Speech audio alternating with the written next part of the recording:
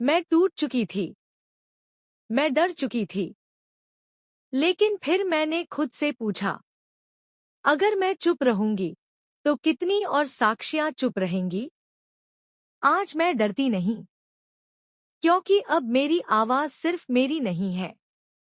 ये हर उस लड़की की आवाज है जो चुप रह गई, या शायद चुप रह रही है। आप सुन रहे हैं सपनों की उड़ान कहानी। भोपाल स्टेशन की भीड़ भाड़ के बीच एक लड़की प्लेटफॉर्म पर खड़ी थी, हाथ में छोटा सा सूटकेस, पीठ पर बैग और आंखों में बड़े सपने। नाम था साक्षी मिश्रा। उम्र 18 साल। आज ही अपने शहर बैतूल से पहली बार इतनी दूर आई थी, पढ़ाई के लिए। उसने गहराई से सांस ली। नई जिंदगी की शुरुआत है, उसने खुद से कहा। भोपाल के एक नामी गर्ल्स कॉलेज में उसे बीए हिस्ट्री ऑनर्स में दाखिला मिला था। उसका सपना था आईएएस बनना और अपने जैसे हजारों गरीब लड़कियों के लिए कुछ करना। घर पर माँ पापा ने बड़े अरमानों से भेजा था। पिता सरकारी क्लर्क, माँ गृहिणी। भाई नहीं था, बस वह ही अकेली उम्मीद थी घर की।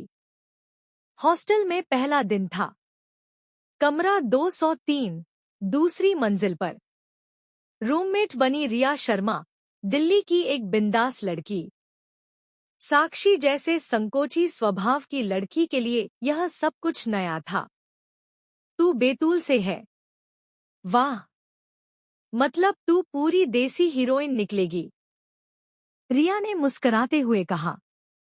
साक्षी थोड़ी मुस्काई, लेकिन अंदर से थोड़ी झिझकी हुई थी। पर धीरे धीरे रिया के साथ बातें होने लगी। कॉलेज का माहौल अच्छा था, प्रोफेसर प्रेरक थे, क्लासमेट्स मिलनसार, और लाइब्रेरी तो जैसे साक्षी का मंदिर बन गई। हर दिन वो खुद को अपने सपने के करीब महसूस करने लगी। लेकिन फिर एक दिन, लाइब्रेरी से निकलते हुए शाम के 6 बजे का वक्त था। हॉस्टल का रास्ता 15 मिनट की पैदल दूरी पर था। साक्षी अकेली चल रही थी जब उसे महसूस हुआ कि कोई उसके पीछे पीछे आ रहा है। पहले उसने ध्यान नहीं दिया, लेकिन फिर उस लड़के की नजरें महसूस हुईं, बहुत अजीब सी, जैसे आंखों से कपड़े उतार रहा हो। साक्षी ने अपनी चाल तेज कर दी। लड़का भी तेज चला, लेकिन हॉस्टल के गेट तक पहुंचते ही वो मुड़ गया। शायद भ्रम होगा, साक्षी ने खुद को समझाया। लेकिन अगले दिन फिर वही हुआ, और उसके अगले दिन भी। क्या साक्षी अब भी चुप रहेगी?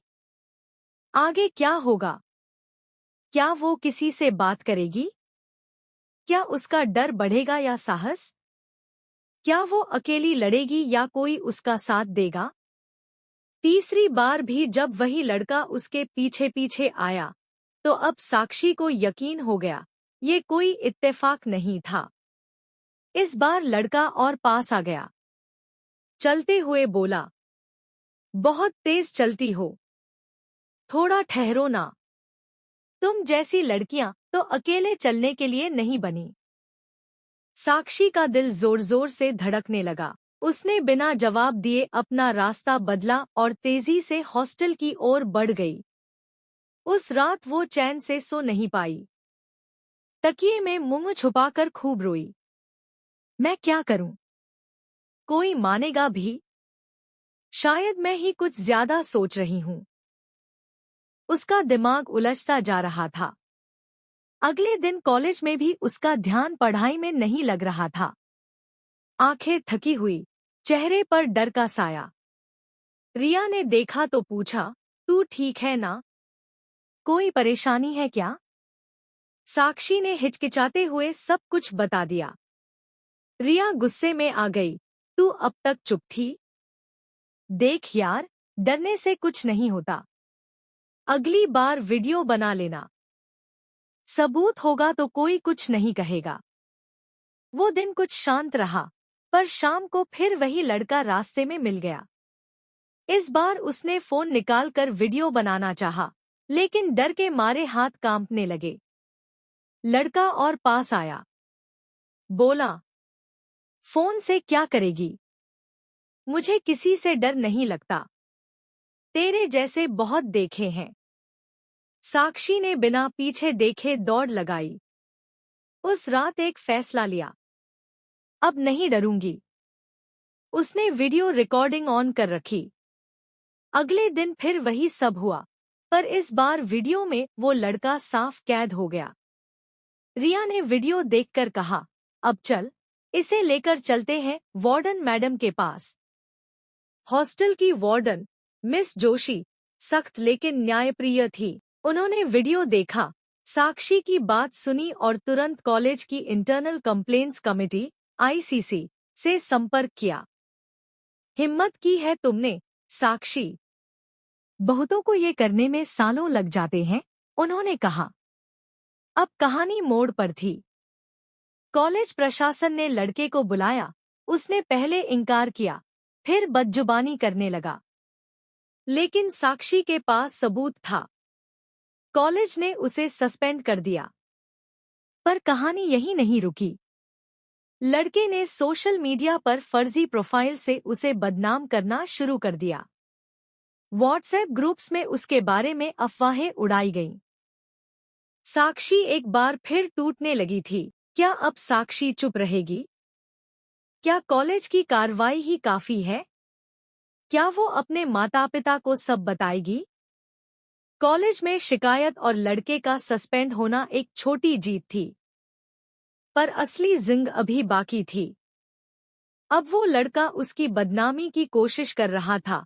इंस्टाग्राम पर एडिटेड फोटो, गंदे मैसेज और व्हाट्सएप ग्रुप में अफवाहें।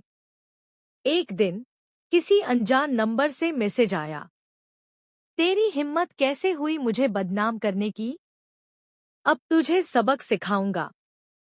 साक्षी ने कांपते हाथों से फोन रखा। अब वो डर नहीं रही थी, अब गुस्से में थी। उसने वही किया जो बहुत से लोग सोचते तो हैं, पर करते नहीं।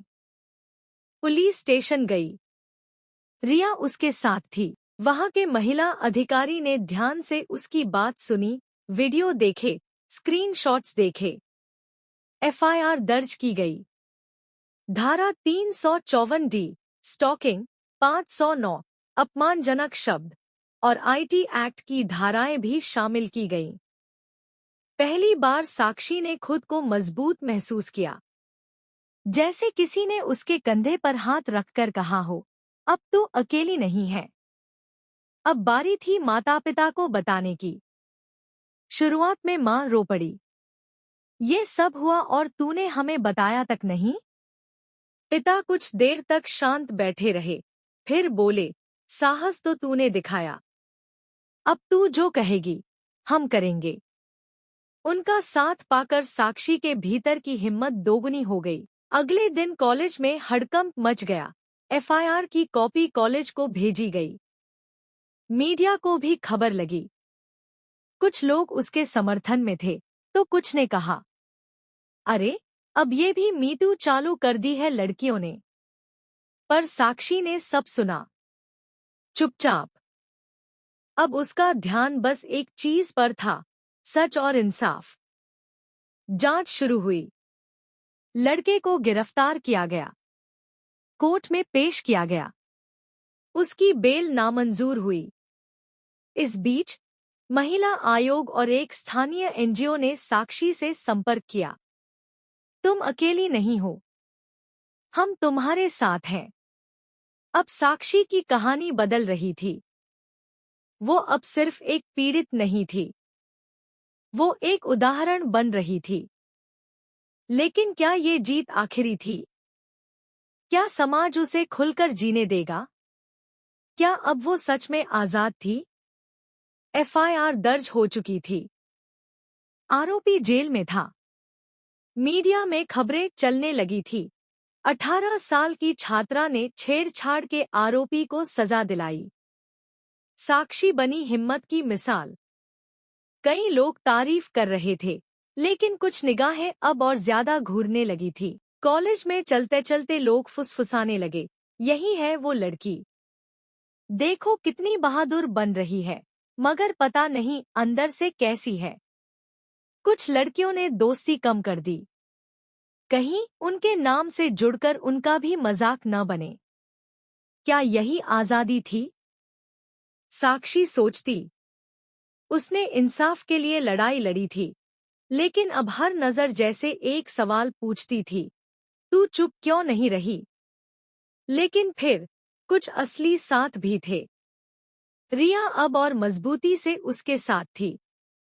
एनजीओ वालों ने कॉलेज में एक सेमिनार आयोजित किया, महिलाओं के खिलाफ अपराध और कानूनी हक, जिसमें साक्षी को मुख्य वक्ता के रूप में बुलाया गया। स्टेज पर खड़ी होकर जब उसने माइक पकड़ा, तो उसकी आवाज थोड़ी कांपी। लेकिन फिर उसने आंखें बंद कीं, गहरी सांस ली और बोलना शुरू किया। मैं टूट चुकी थी, मैं डर चुकी थी।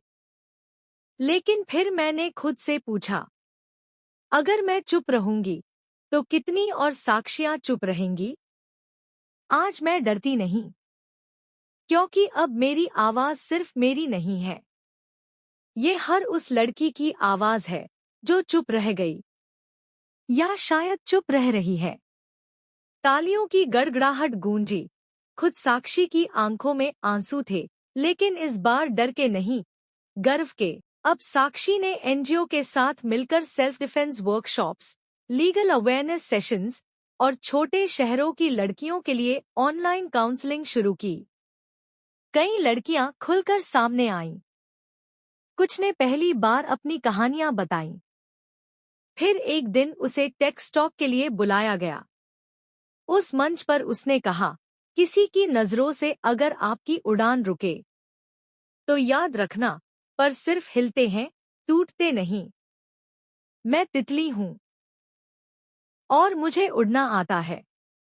आज साक्षी यूपीएससी की तैयारी कर रही है, लेकिन अब सिर्फ खुद के लिए नहीं, हर उस लड़की के लिए जो कभी डर के मारे चुप रह गई।